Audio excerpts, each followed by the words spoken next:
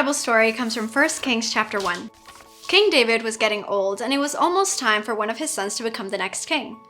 One of David's sons, Adonijah, started telling people that he would be the next king and got some important people on his side. Then he threw a huge party to celebrate. The problem was, God had already chosen the next king. It would be David's son Solomon.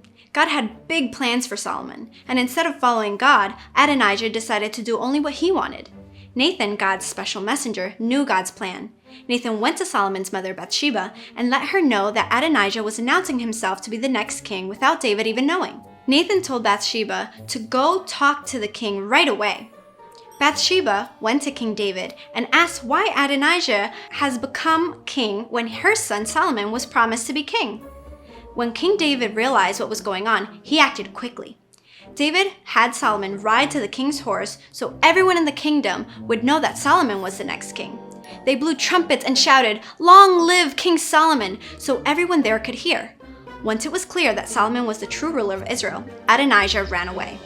God promised Solomon would be king, and through Nathan, God gave Bathsheba and King David directions to follow to make this happen, even in our own lives. We can pray and listen for ways to follow God. We can have a grown-up read the Bible with us to look for ways to follow God, because God gives us directions to follow.